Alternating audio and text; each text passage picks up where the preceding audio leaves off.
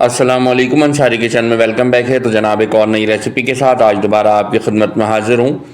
अगर आप हमारे चैनल पर नए हैं तो काइंडली चैनल को सब्सक्राइब कर लीजिएगा और काइंडली बेल के बटन को दबा दीजिएगा ताकि आने वाली तमाम तर नई वीडियो का नोटिफिकेशन आपको टाइमली मिल सके। लाइक करें आप हमें ज़्यादा से ज़्यादा, कमेंट्स करें आप हमें ज़्यादा से ज़्यादा और हमारी रेसिपीज़ को आगे आप शेयर करें ज़्यादा से ज़्यादा। कोई नई रेसिपी अगर आपने मुझसे सीखनी है तो आप कमेंट सेक्शन में बताएं। इंशाल्लाह उस रेसिपी को मैं आपको बहुत ही कमर्शियल और प्रोफेशनल तर्ज और अंदाज के साथ बनाना सिखाऊंगा।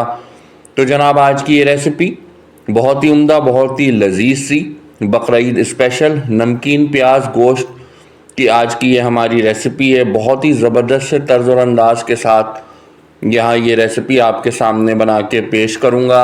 आपने पूरी रेसिपी को वॉच करना है, तमाम तर स्टेप को वॉच करने के बाद एक दफ़ा लाजमी ट्राई करना है। तो चले यहाँ पर रेसिपी बनाना स्टार्ट करते हैं। अच्छा, यहाँ पर देखिए मैं कुकर का इस्तेमाल कर रहा हूँ, ठीक है। कुकर के अंदर सबसे पहले हमने बीफ ऐड करना है, ठीक है। आप इसको मटन में भी बना सकते हैं, ठीक है। तो यहाँ पर देखिए मैं तकरीबन 2.5 kg बीफ का इस्तेमाल करूँगा।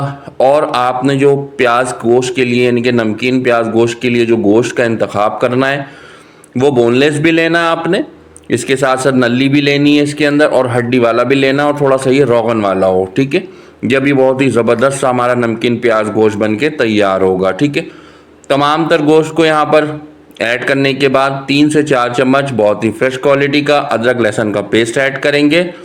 साथ ही साथ यहाँ पर 10 अदद प्याज लिया मैंने दरमियाने से साइज़ का, इसको ज़बरदस्त तरीके से स्लाइस फॉर्म में काट लिया था, ठीक है। इसको ऐड कर दिया। साथ ही साथ यहाँ पर टमाटर 4 अदद स्लाइस फॉर्म में काटने के बाद इसको भी ऐड कर दिया है। कुछ यहाँ पर मसाले ऐड करेंगे, नमक हस्बे जायका हस्बे ज़रूरत ऐड करेंगे, ठीक है। पीसी हुई लाल मिर्च तकरीबन 1 चम्मच ऐड कर देंगे।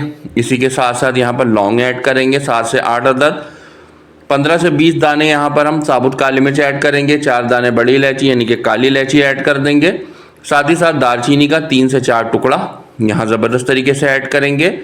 छोटी इलायची यानी कि हरी इलायची ऐड कर देंगे तकरीबन 7 से 8 अदद।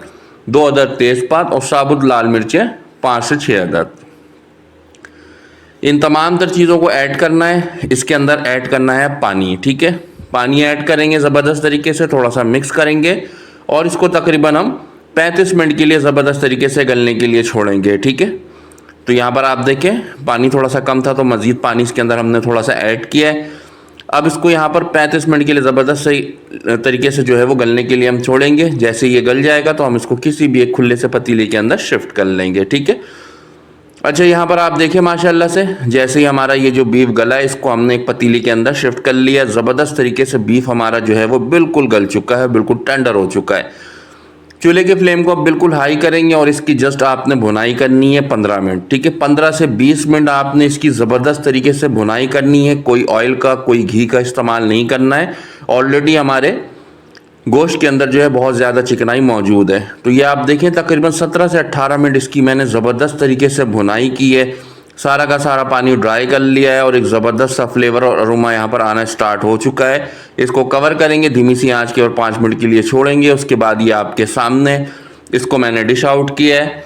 बहुत ही लाजवाब सा नमकीन प्याज गोश्त हमारा बनके तैयार हो चुका है। बहुत ही सिंपल से मेथड के साथ, बहुत ही आसान से वे के साथ, इंतहाई उम्दा, इंतहाई लजीज सी रेसिपी। आपने इस रेसिपी को लाजमी एक दफ़ा ट्राई करना है। उम्मीद करता हूँ रेसिपी पसंद आई होगी। कल दोबारा मुलाकात होगी, तब तक के लिए अल्लाह हाफ़िज़।